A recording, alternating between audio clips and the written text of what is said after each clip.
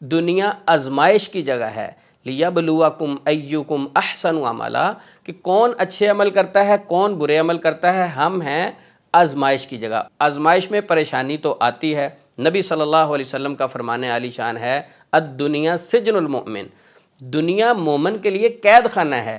ہر ایمان والے کو اس کے ایمان کے مطابق آزمایا جاتا ہے اس دنیا میں۔ نبی صلی اللہ علیہ وسلم سے سوال کیا گیا، اللہ کے نبی صلی اللہ علیہ وسلم سب سے زیادہ آزمائشیں کن پر آتی ہیں؟ آپ صلی اللہ علیہ وسلم نے فرمایا سب سے زیادہ آزمائشیں انبیاء اور رسولوں پر آتی ہیں، پھر ان کے بعد جو درجے والے ہیں ان پر آزمائشیں آتی ہیں، پھر اس کے بعد جو درجے والے نیک لوگ ہیں ان پر آزمائشیں آتی ہیں۔ ہر بندے کو اس کے ایمان کے مطابق آزمایا جاتا ہے، اس کے ایمان کے مطابق اس کو آزمائش سے گزارا جاتا ہے، حتیٰ کہ آزمائشوں کی وجہ سے اس کے سارے گناہ معاف کر دیے جاتے ہیں۔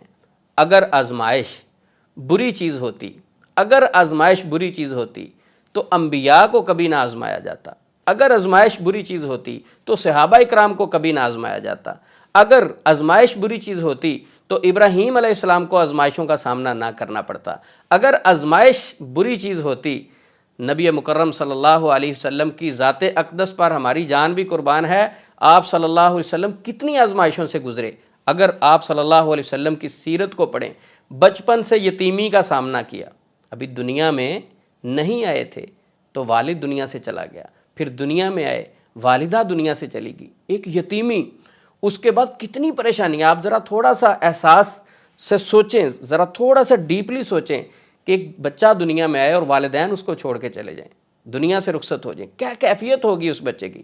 یتیمی سب سے پہلے آزمائش سے سٹارٹ لیا، پھر کیا کیا پریشانیاں آئیں کہ اپنوں نے بھی چھوڑ دیا، پتھر بھی کھانے پڑے، حتیٰ کہ آپ صلی اللہ علیہ وسلم کو شیب ابی طالب کی گھاٹیوں میں بند ہونا پڑا۔ آپ صلی اللہ علیہ وسلم کے ساتھ حاسد اتنے حسد کرتے تھے کہ آپ صلی اللہ علیہ وسلم کو شہید کرنے کے لیے ایک پتھر دیوار پر رکھا گیا، آپ کو شہید کرنے کا پلان کیا گیا۔ آپ صلی اللہ علیہ وسلم کے کھانے کے اندر زہر ڈال دی گئی، آپ صلی اللہ علیہ وسلم کو اتنی تکلیفیں دی گئی، اتنی پریشانیاں دی گئی، یہ آزمائشیں تھیں جو اللہ کے نیک بندوں پر آتی ہیں۔ تو نبی صلی اللہ علیہ وسلم نے فرمایا سب سے زیادہ آزمائشیں، سب سے زیادہ پریشانیاں کن پر آتی ہیں؟ انبیاء اور رسولوں پر۔ صحابہ کی زندگی کو دیکھا جائے، صحابہ اکرام پیٹ میں کھانا نہیں ہے، پتھر بندھے ہوئے ہیں، نبی صلی اللہ علیہ وسلم نے بھوک کی وجہ سے پیٹ پر پتھر باندھے ہوئے ہیں۔ کیا ہے یہ؟ آزمائشیں ہیں۔ صحابہ اکرام کو شہید کر دیا گیا، سولیوں پہ چڑھا دیا گیا۔ جب جنگوں پہ جاتے تھے تو پاؤں میں پہننے کے لیے جوتا نہیں ہوتا تھا، تلوار میں چڑھانے کے لیے تلوار پر نیام نہیں ہوتا تھا۔ یہ کیا تھا؟ سارا آزمائشیں تھیں۔ آزمائشیں اللہ کے نیک بندوں پر آ جاتی ہیں۔ اگر مختصر ابراہیم علیہ السلام کی زندگی کو بچپن سے اگر دیکھا جائے تو آزمائشوں کا سامنا کرتے آئے ہیں۔ ابراہیم علیہ السلام بچپن میں ہی والد کے کہنے پر گھر سے چلے گئے، گھر سے نکال دیا گیا، وجہ صرف اللہ رب العزت کے ساتھ سچی محبت تھی۔ یہاں بس نہیں، وقت کا جو بادشاہ تھا نمرود، ابراہیم علیہ السلام کے پیچھے پڑ گیا، نقصان دینے کی کوشش کر رہا تھا، تکلیف دینے کی کوشش کر رہا تھا، ابراہیم علیہ السلام کو آگ میں پھینک دیا۔ وجہ صرف اللہ رب العزت کے ساتھ سچی محبت ہے۔ ابراہیم علیہ السلام آگ سے جب بچ گئے اللہ کے حکم کے ساتھ، پھر وہ علاقہ چھوڑ کے چلے گئے، جلا وطن کر دیا گیا، اس علاقے سے نکل جانے پر بھی مجبور کر دیا گیا۔ ابراہیم علیہ السلام نے جب وہ جگہ چھوڑ دی تو اس کے بعد اولاد والے معاملے کی طرف آئیں تو اللہ رب العزت نے اپنے خلیل پیارے پیغمبر ابراہیم علیہ السلام کو 86 سال یا 82 سال، کچھ مفسرین لکھتے ہیں 80 سال کی عمر میں اولاد سے نوازا، یعنی بڑھاپے میں اولاد اللہ نے دی۔ بڑھاپے میں اگر اولاد ملی ہے تو پھر آزمائشیں شروع۔ بچہ ابھی چھوٹا ہے اسماعیل علیہ السلام، تو اللہ کی طرف سے حکم آ گیا کہ اس بچے کو خشک پہاڑیوں پہ چھوڑ آؤ۔ کیسی پہاڑیاں؟ صفا مروہ آپ نے دیکھی ہے۔ اب وہاں جا کر چھوڑ آئے۔ اب ذرا تھوڑا سا ڈیپلی دیکھیں اس معاملے کو کہ 86 سال یا 80 سال کی عمر میں اتنی دیر کے بعد اللہ نے اولاد سے نوازا۔ اگر اولاد سے نوازا ہے تو ساتھ ہی آزمائش ہے، لیکن آزمائش میں ابراہیم علیہ السلام کے زبان سے کوئی ایک جملہ ناشکری کا نہیں نکلا۔ ٹھیک ہے، اللہ کا حکم ہے، ٹھیک ہے، اولاد قربان، مال قربان، جان قربان، اللہ کے حکم پر ہر چیز قربان، لیکن اللہ سے محبت وہ کم نہیں ہوئی۔ اب وہاں بچہ تھا اسماعیل علیہ السلام، چھوٹے بچے تھے، والدہ ساتھ ہے، اور وہ اسماعیل علیہ السلام کی والدہ پوچھتی ہیں کہ ہمیں کیوں چھوڑ کے جا رہے ہیں، کیا یہ تو بتا دیں اللہ کا حکم ہے؟ فرمایا جی اللہ کا حکم ہے۔ اس کے بعد ہوا کیا کہ وہ تو آب زمزم والا معاملہ، برکتیں آنا شروع ہو گئی۔ اچھا بچہ ابھی تھوڑا سا بڑا ہوا ہے، اس کے بعد پھر اللہ کی طرف سے حکم آیا کہ اس بچے کو ذبح کر دو۔ ابراہیم علیہ السلام کی اللہ کے ساتھ سچی محبت تھی، اس آزمائش میں بھی پورے اترے، اپنے بچے کو، اپنے بیٹے کو ذبح کرنے کے لیے تیار ہو گئے۔ اب ذبح کرنے کی صورت میں مینڈا ذبح ہو گیا۔ اب اس فیز سے جب گزرے ہیں، اب وہی بچہ جب جوان ہوا، ان کی شادی ہوئی، تو پھر گئے جا کر اپنے بیٹے کو کہا کہ اس کی وائف سے پوچھا کہ کیسے معاملات چل رہے ہیں؟ انہوں نے کہا کہ معاملات اسماعیل علیہ السلام گئے ہوئے ہیں، بھوک سے مر رہے ہیں، ان کو کوئی گھر کا خیال نہیں، اس طرح کے جملے ناشکری والے کہے۔ تو جاتے ہوئے کہا کہ اسماعیل کو کہو اپنے دہلیز چینج کر لے، یعنی اشارہ تھا اس کو چھوڑ دے، طلاق دے دے۔ یہ ایک لمبا واقعہ آپ نے سنا کہ انہوں نے طلاق دے دی۔ اب اگر تھوڑا سا ڈیپلی اس معاملے کو دیکھا جائے، اگر ہم ہوں اس جگہ پہ تو کیا بنے؟ ہم تو ناشکری کے جملے چھوٹی سی پریشانی پہ کہنے شروع کر دیتے ہیں۔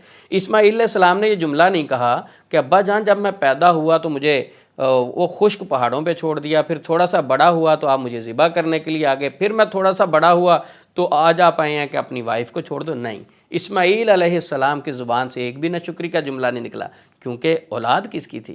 ابراہیم علیہ السلام کی۔ جب والدین صبر کرتے ہیں تو وہ صبر اولاد میں بھی ٹرانسفر ہوتا ہے، وہ نیکی اولاد میں بھی ٹرانسفر ہوتی ہے۔ بہرحال یہ میں اسماعیل علیہ السلام اور ابراہیم علیہ السلام کی طرف اشارہ کر رہا تھا کہ اللہ کے نیک بندوں پر آزمائشیں آ جاتی ہیں۔ آزمائش آنے کی صورت میں، پریشانی آنے کی صورت میں پریشان نہ ہوا کریں۔ میرے اللہ کا قانون ہے وَلَنَبْلُوَنَّكُمْ بِشَيْءٍ مِّنَ الْخَوْفِ وَالْجُوعِ وَنَقْصٍ مِّنَ الْأَمْوَالِ وَالْأَنفُسِ وَالثَّمَرَاتِ وَبَشِّرِ الصَّابِرِينَ۔ اللہ ضرور آزماتا ہے اپنے بندوں کو، آزمائش کے لیے ہمیں بھیجا ہے۔ کن کن چیزوں کے ساتھ اللہ ہمیں آزما سکتا ہے؟ وَلَنَبْلُوَنَّكُمْ بِشَيْءٍ مِّنَ الْخَوْفِ، خوف دے کے، بھوک دے کے، مال اور جان کی کمی دے کے، پھلوں کی کمی دے کے، یہ ساری چیزوں کے ساتھ آزما سکتا ہے۔ اس آزمائش کی صورت میں اگر ہم صبر کرتے ہیں، صبر کرنے کی صورت میں اللہ رب العزت نعمتوں سے نوازتا ہے۔ وَبَشِّرِ الصَّابِرِينَ، خوشخبریاں ہیں پھر صبر کرنے کے بعد۔ اور اگر ہم ناشکری کرتے ہیں تو پھر اللہ کی پکڑ ہے، پھر اللہ کی طرف سے ناراضگی ہے اگر ہم ناشکری کریں گے۔ لَإِن شَكَرْتُمْ لَأَزِيدَنَّكُمْ وَلَإِن كَفَرْتُمْ إِنَّ عَذَابِي لَشَدِيدٌ۔ اگر ہم شکر کرتے ہیں تو اللہ اور نوازتا ہے، اور اگر ہم ناشکری کرتے ہیں تو پہلی نعمتیں بھی ہاتھ سے جا سکتی ہیں ناشکری کی وجہ سے۔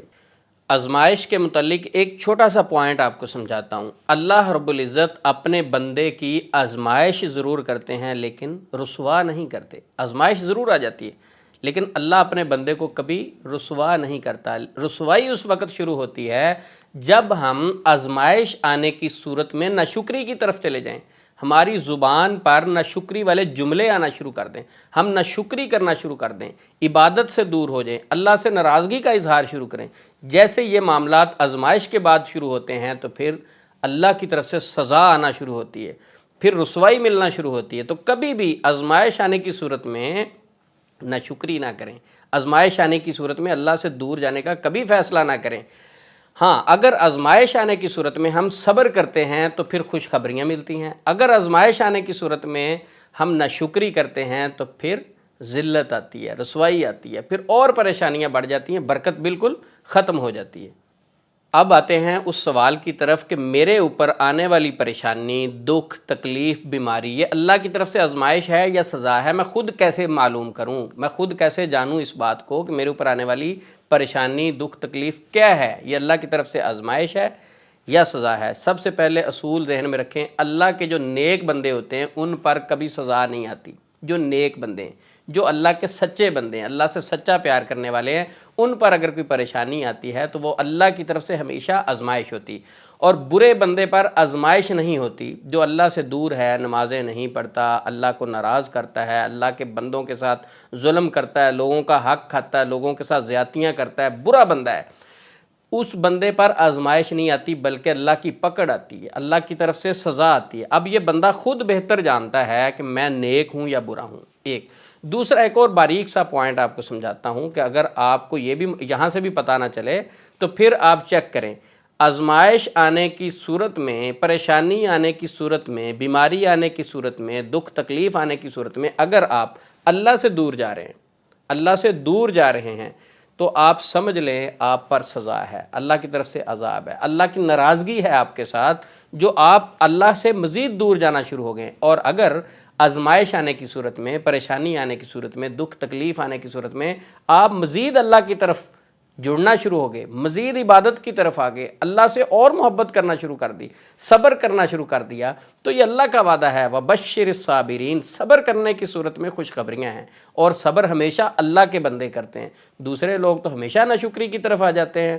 ان اللہ مع الصابرین، پھر اللہ کا وعدہ ہے کہ صبر کرنے والوں کے ساتھ میں خود ہوں۔ تو لہٰذا ابھی موجودہ ملک کی صورتحال بھی آپ کے سامنے ہے، اس کے علاوہ اگر ہاسپٹل میں چلے جائیں تو آپ کو بیمار لوگ نظر آئیں گے، ان کی طرف دیکھ کے بڑی ایک عجیب سی پریشانی ہوتی، کیا کیفیت ہوتی ہے ان کی۔ اسی طرح جادو جنات سے متاثر مریضوں کی طرف آ جائیں تو وہ بھی ایک بہت بڑی پریشانی ہوتی۔ کوئی بھی دنیا میں رہتے ہوئے آپ کو پریشانی آئے، دکھ آئے، تکلیف آئے، اگر اس کیفیت میں آپ کی محبت اللہ کی طرف بڑھ رہی ہے تو سمجھیں یہ آزمائش ہے، یہ آزمائش اللہ کی طرف سے اپنے بندوں پر آ جاتی ہے۔ آزمائش آنے کی صورت میں انسان کے سارے گناہ معاف کر دیے جاتے ہیں، گناہ مٹا دیے جاتے ہیں۔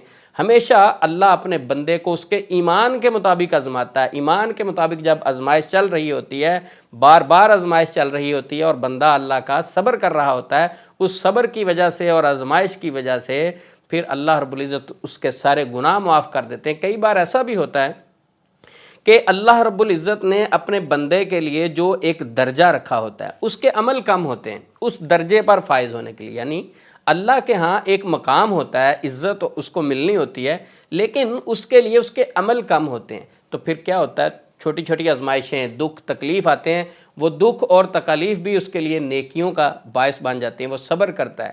صبر کی وجہ سے اللہ کی طرف سے خوشخبریاں ملیں گی، وَبَشِّرِ الصَّابِرِينَ، یہ اللہ کا حکم ہے، ان اللہ مع الصابرین، یہ اللہ رب العزت کا فرمان ہے کہ میں صبر کرنے والوں کے ساتھ ہوں۔ اور اللہ رب العزت جب کسی کا ساتھ دیں تو دنیا کا کوئی شخص اسے ناکام نہیں کر سکتا۔ تو اللہ سے دعا ہے اللہ رب العزت ہمیں آزمائشوں سے، پریشانیوں سے، دکھوں سے، تکالیف سے محفوظ رکھے۔ اگر تکالیف پریشانیاں ہمارے اوپر آ جائیں تو اللہ رب العزت ہم سب کو صبر کرنے کی توفیق دے۔ السلام علیکم ورحمۃ اللہ وبرکاتہ۔